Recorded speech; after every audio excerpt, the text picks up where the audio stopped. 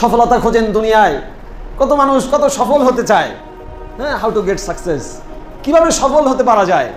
সফল মানুষ, সফল এই ব্যবসায়ী, সফল চাকরিজীবী, সফল নেতা, সফল অনেক কিছু মানুষ সাকসেস হতে চায়। মানুষের নেশা, মানুষের পেশা হয়ে গেছে সাকসেস হওয়া। এনিহাউ যে কোনোভাবেই সাকসেস হতে হবে, কি হালাল কি হারাম, কি মানুষের হক নষ্ট করা, কিভাবে কি সাকসেস হতেই হবে।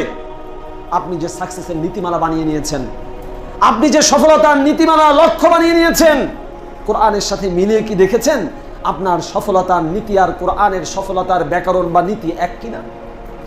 আপনি যাকে সফলতা মনে করছেন আল্লাহ সুবহানাহু ওয়া তাআলা সেটাকে সফলতা মনে করছেন কিনা? আপনি যাকে ব্যর্থতা মনে করছেন আল্লাহ সুবহানাহু ওয়া তাআলা সেটাকে ব্যর্থতা মনে করেছেন কিনা? মিলিয়ে দেখেননি। একখানা আয়াত দিয়ে মিলিয়ে একটু দেখাই। একখানা আয়াতের অংশ আল্লাহ সুবহানাহু ওয়া তাআলা বলছেন, ফামান যুহজিহা আনিন নার ওয়া উদখিলাল জান্নাহ ফাকাদ ফাজ।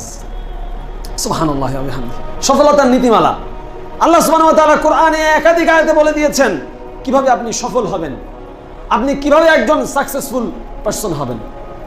কিভাবে কিভাবে আল্লাহ তাআলা বলছেন, ফামান যুহজিহা আনিন নার, যে ব্যক্তিকে জাহান্নাম থেকে, আগুন থেকে বাঁচানো হলো, যে ব্যক্তি জাহান্নাম থেকে বেঁচে গেল, যে ব্যক্তি জাহান্নামে যাওয়ার কাজ করলো না, যে ব্যক্তি জাহান্নাম থেকে বেঁচে গেল, জাহান্নামে যেতে হলো না, উদখিলাল জান্নাহ, এবং জান্নাতে ঢুকানো হলো। কোথায় ঢুকানো হলো? জান্নাতে। জাহান্নাম থেকে বাঁচিয়ে কোথায় ঢুকানো হলো? জান্নাতে। আল্লাহ তাআলা বলছেন, ফামান যুহজিহা আনিন নারি, যে ব্যক্তিকে জাহান্নাম থেকে বাঁচিয়ে উদখিলাল জান্নাহ, জান্নাতে ঢুকানো হলো, ফাকাদ ফাজ, সে ব্যক্তি সফলকাম, সে ব্যক্তি সফলকাম, সে ব্যক্তি সফলকাম। এরপরে আল্লাহ সুবহানাহু ওয়া তাআলা বলছেন, আমার হায়াতুদ দুনিয়া ইল্লা মাতাউল গুরুর।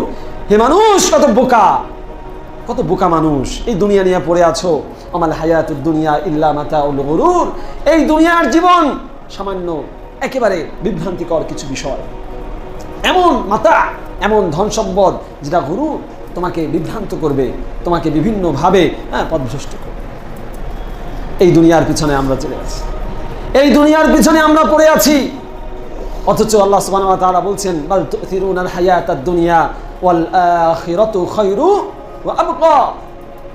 আশ্চর্য ব্যাপার, তোমরা এই দুনিয়া নিয়ে পড়ে আছো, বাল তুথিরুনাল হায়াতাদ দুনিয়া, এই দুনিয়ার জীবনকে তোমরা অগ্রাধিকার দিচ্ছ, অথচ ওয়াল আখিরাতু খায়রু ওয়া আবকা, আল্লাহর কাছে যে আখিরাত আছে, দুনিয়ার পরে মৃত্যুর পরের যে জীবন রয়েছে, সেই জীবন হচ্ছে আল্লাহ সুবহানাহু ওয়া তাআলার কাছে সবচেয়ে উত্তম এবং আবকা, সবচেয়ে স্থায়ী, সবচেয়ে স্থায়ী।